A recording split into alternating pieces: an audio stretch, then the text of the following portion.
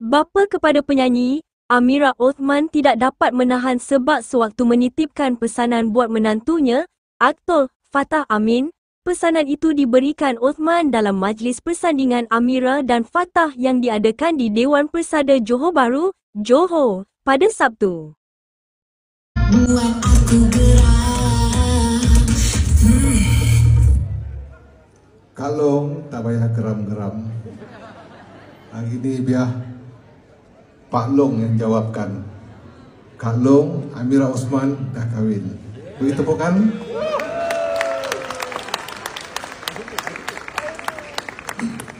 Okey, Assalamualaikum warahmatullahi wabarakatuh. Selamat datang kepada Datuk, Datin-datin, tuan-tuan perempuan sekalian. Pertama sekali saya amat bersyukur dengan kehadiran tuan-tuan semua. Segala kesusahan yang tuan-tuan alami dan usaha tuan-tuan tu sampai ke sini sangat-sangat saya hargai. Semoga Allah akan membalas dengan 1000 rahmat dan kebaikan. Saya juga mengalu-alukan tetamu dari keluarga baru saya yang semua nak kaji. Nanti majlis aku kena tunda. Tahun depan lah jawabnya. Oleh kerana beratus-ratus orang nak minta duduk semeja dan itu dan ini, dan untuk tidak mengecewakan, hari ini saya penuhi permintaan mereka semua. Saya buat duduk terbuka. Duduklah kat mana-mana yang anda suka. Bukan semeja, untuk sekerusi pun boleh. Kalau nak duduk dengan Wani Hasrita, Nabila Razali pun ada. Pergi je meja dia. Ada sedikit cerita pembuka kata untuk mempelai kita. 30 tahun dulu masa abah muda-muda, ada juga orang nak goda-goda. Walau tak handsome mana.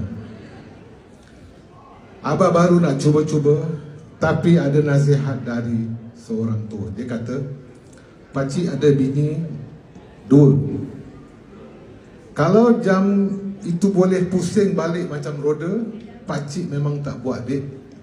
Banyak sakit dari seronoknya. Lepas itu abah pun jadilah setia sampai hari inilah. Tapi esok lusa abah tak tahu pula. Sebab godaan tu masih ada, walaupun dah tua. Okey, perkahwinan ni adalah satu perjalanan yang amat jauh. Destinasi memang sama.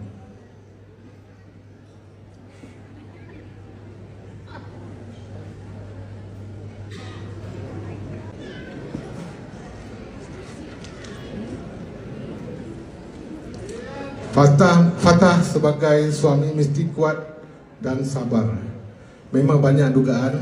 Kalau Fatah rasa pahit, sakit, pedih, jangan takut. Kita semua pun dah rasa. Kehidupan memang berwarna. Ianya mematangkan kita. Abah sentiasa doakan kepada anakku Amira.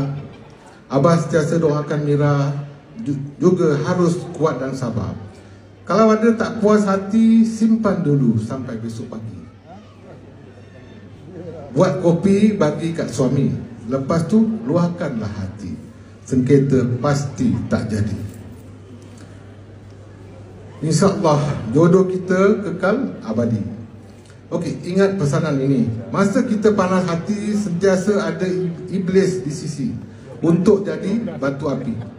Sebab tu kena simpan sampai besok hari. Tak jadi. Begitu juga untuk Fatah sang suami. Pesanan ini tak terkecuali. Rumah tangga akan kekal abadi kalau banyak toleransi untuk dapat happy family. Untuk Fatah, Amira telah kami jaga.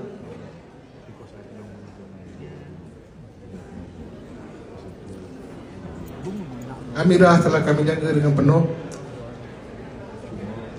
kasih sayang dan tanggungjawab.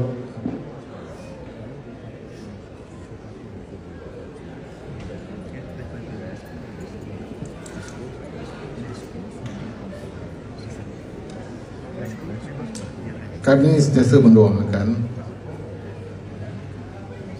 sentiasa mendoa agar dia menjadi insan yang baik dan berguna.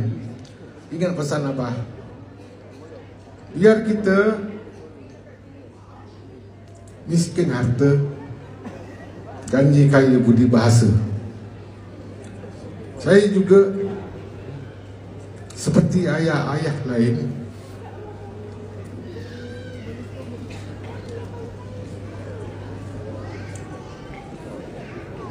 nak melepaskan anak mesti macam-macam rasa, gembira, hibah dan macam-macam lagi yang tak terkata. Cuma mampu berdoa agar tangan yang menerima lebih baik daripada tangan yang melepaskan. Selebihnya kita hanya berserah kepada Allah. Untuk Fatah, Abah percaya Fatah akan terus menjaga dengan lebih baik daripada apa yang kami telah berikan.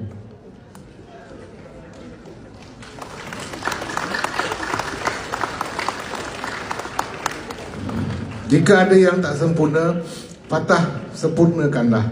Fatah tunjuk ajarlah dengan penuh kasih sayang dan penuh peradaban. Abah akhiri ucapan ini dengan memohon maaf sekiranya ada kata-kata yang silap. Sejujurnya tidak ada yang tersirat, semua